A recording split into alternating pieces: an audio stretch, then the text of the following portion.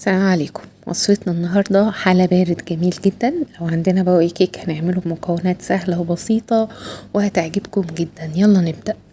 أول حاجة معانا نص لتر من الحليب، 5 مثلثات من الجبنة، تلت كوباية من النشا، نص كوباية من السكر، تلت كوباية من اللبن البودرة وقشطة وفانيليا. في حلة على النار هننزل بنص لتر من اللبن، وهننزل بالنشا على طول قبل اللبن ما يسخن معانا، ونقلب عشان ما يحصلش معانا تكتلات من النشا. دوبنا النشا كويس، هننزل بقى باللبن البودرة والسكر. عايزين تزودوا عن النص كوباية، عايزين تقللوا عن النص كوباية، ده يرجع لكم حسب ذوقكم. و5 مثلثات بس من الجبنة، مكونات بسيطة اهي وسهلة. وهنسيب القشطة دلوقتي والفانيليا في الآخر. أول ما يبدأ الخليط يستوي معايا هنزل بالقشطة. لو مش موجودة عندنا قشطة، دي قشطة وش اللبن سهل خالص ممكن تبقى موجودة. لو مش موجودة هنحط معلقتين زبدة، وهنضيف الفانيليا في الاخر كده ونقلبها تقلبتين ونرفعه من على النار. الكيكه المتبقيه عندنا هنضربها في الكبه كده تبقى ناعمه معانا، سواء بقى كيكه فانيليا كيكه شوكولاته.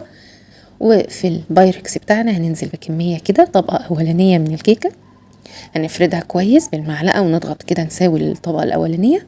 وكل طبقه هنسقيها بربع كوبايه من اللبن زي ما انتم شايفين كده عشان تطرى معانا وتبقى جميله.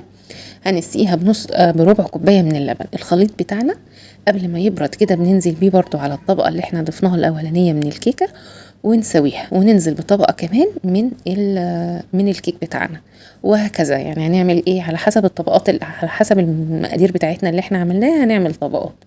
وهنضيف لبن وهننزل بالطبقه التانية ونسويها، وهكذا. هضيف بقى الطبقه الاخيره وهحطها في التلاجة تبرد. هعمل ايه بقى؟ اخر طبقة هوريكم دلوقتي هنضيف ايه. في كمية متبقية خالص من الخليط، هضيف عليه نص كوباية من اللبن يكون ساقع متلج، وباكت من الكريم شانتيه او معلقة كبيرة كده لو عندنا ايه البودرة بتاعتنا. خلاص هنضربه كويس جدا بالهاند بلندر بالمضرب الكهربائي لحد ما نوصل بقى للخليط ده يبقى ايه كريمي وهش كده وخفيف وجميل. هننزل عليه معلقة كبيرة من النسكافيه ونضرب تاني يتقلب مع بعضه كده ويبقى مزيج جميل. وخلاص شبعنا ضرب خلاص. هننزل بقى بشوية شوكولاتة شيبس او لو في شوكولاتة عادية نبشرها ونديها تقليبة كده وننزل عليها بالطبقة الأخيرة. طعمها بجد خطير، يعني جميلة جدا جدا الحركة دي.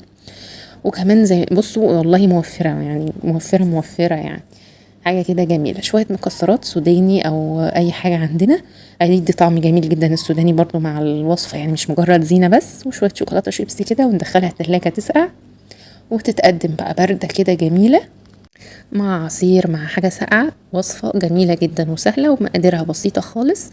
القشطة لو عندنا لبن وشايلين الوش اللبن بتاعه، مثلثات جبنة مش جبنة كيري ولا حاجة، وشوية لبن وفانيليا هتطلع معانا وصفة جميلة جدا. جربوا الوصفة ولو عجبتكم ما تنسوش تعملوا لايك وشير، واشوفكم على خير يا رب.